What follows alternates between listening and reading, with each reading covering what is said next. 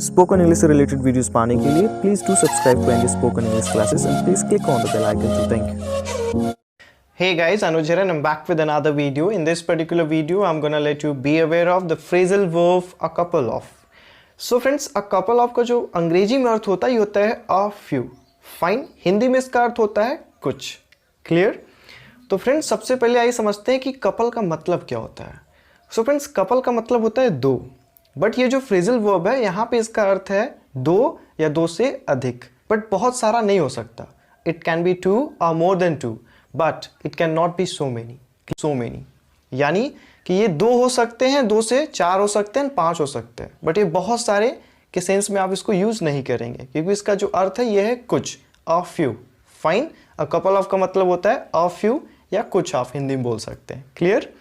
One more points friends मैं आपको बताना चाहता हूं कि जब भी आपके सेंटेंस में लास्ट या पास्ट हो तब आपको अ नहीं लगाना है, आपको अ को असाइड रखना है, सीधे बोलना है कि past couple of days and last couple of days. मैं आपको हिंदी सिचुएशन से बताने की कोशिश करता हूं. जैसे आपको कहना हो कि मैं यहाँ पिछले कुछ दिनों से हूँ. फाइन. तो आप कैसे बनाएंगे? आप बनाएंगे I have been here for the last couple of days या I have been here for the past couple of days. तो यहाँ पे पास्ट, ठीक है, पास्ट कपल ऑफ डेज मैंने बोला कि ना कि past a couple of days. Fine. तो जब भी आपके सेंटेंस में पास्ट या लास्ट होगा आपको अ वहाँ से असाइड करना है, रिमूव करना है. फाइन. सो फ्रेंड्स मैं आपको हिंदी उदाहरण से समझाने की कोशिश करता हूँ ताकि आपको समझने में और आसानी हो. राइट. तो ये रहा मेरा पहला उदाहरण आपके स्क्रीन पे. मैं यहाँ पिछले कुछ दिनों से काम कर रहा हूँ. मैं यहाँ पिछले कुछ दिनों से काम कर रहा हूं. तो कैसे बनाएंगे आप? ये एक प्रेजेंट परफेक्ट कंटीन्यूअस टेंस है. Fine. So I have been working here for the last couple of days, या आप बोल सकते हैं for the past couple of days. I have been working here for the past couple of days. यहाँ पे last या past आया इसलिए मैंने यहाँ पे अ नहीं लगाया. फाइन. जैसा कि मैंने आपको अभी बताया. तो I have been working here for the last couple of days. Clear. अगला उदाहरण है ये रहा आपके स्क्रीन पे. मैं वहाँ कुछ दिनों के लिए जा रहा हूँ. कुछ दिनों के लिए. फाइन. मैं वहाँ कुछ दिनों के लिए जा रहा हूँ. सो सिंपल आप कैसे बनाएंगे? ये प्रेजेंट कॉन्टिन्यूअस टेंस है तो आप बनाएंगे I am going there for a couple of days. I am going there for a couple of days. Fine. यहाँ पे आप और लगा सकते हैं. फाइन. तो I am going there for couple of days. मैं वहाँ कुछ दिनों के लिए जा रहा हूँ. क्लियर. मैं यहाँ कुछ दिनों के लिए रुकूंगा या ठहरूंगा. मैं यहाँ कुछ दिनों के लिए रुकूंगा या ठहरूंगा. तो कैसे बनाएंगे आप?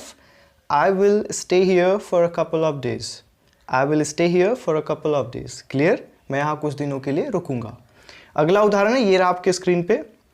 मैं बस कुछ ही मिनट में वापस आ जाऊँगा. मैं बस कुछ ही क्षणों में वापस आ जाऊँगा. कैसे बनाएंगे आप? I will be back in a couple of minutes. I will be back in a couple of minutes. Clear. अगला उदाहरण है ये रहा आपके स्क्रीन पे. मैं आपको बस कुछ ही मिनटों बाद कॉल करता हूँ. मैं आपको बस कुछ मिनट में कॉल करता हूँ. फाइन. कैसे बनाएंगे आप? I call you in a couple of minutes. I call you up in a couple of minutes. I call you up in a couple of minutes. मैं आपको कुछ ही देर में कॉल करता हूँ. फाइन. सो फ्रेंड्स ये रहा मेरा अगला उदाहरण आपके स्क्रीन पे कि वह यहाँ पिछले कुछ सालों से काम कर रहा है. वह यहाँ पिछले कुछ सालों से काम कर रहा है. ये भी एक प्रेजेंट परफेक्ट कॉन्टिन्यूअस टेंस है. तो आप कैसे बनाएंगे? He has been working here for the last couple of years. For the last couple of years. तो फ्रेंड्स यहाँ पे मैंने फॉर द लास्ट यहाँ पे लग गया इसलिए यहाँ पे मैंने अ का प्रयोग नहीं किया है. तो जब भी आपके सेंटेंस में लास्ट या पास्ट होगा तो आपको अ का प्रयोग नहीं करना है. Fine. So he has been working here for the last couple of years. पिछले वह कुछ सालों से यहाँ पे काम कर रहा है. क्लियर. अगला उदाहरण है ये रहा आपके स्क्रीन पे. मेरे कुछ फ्रेंड्स हैं. फाइन. मेरे कुछ फ्रेंड्स हैं. I have a couple of friends. तो यहाँ पे अ फ्यू की जगह पे आप अ कपल ऑफ का यूज कर सकते हैं. I have a couple of friends. Clear. अगला उदाहरण है मैं बस कुछ ही मिनटों में वहाँ पहुँच जाऊँगा. मैं बस कुछ ही मिनटों में मैं वहाँ पहुँच जाऊँगा. तो कैसे बनाएंगे आप? I'll be there in a couple of minutes. I'll be there in a couple of minutes. या आप बोल सकते हैं I'll reach there in a couple of minutes. मैं वहाँ कुछ ही क्षणों में पहुँच जाऊँगा. फाइन. Alright. So friends एक छोटा सा टॉपिक था. Hope you friends must have got it. So thank you so much for watching my video till the end. Goodbye till then, take care. Thank you so much.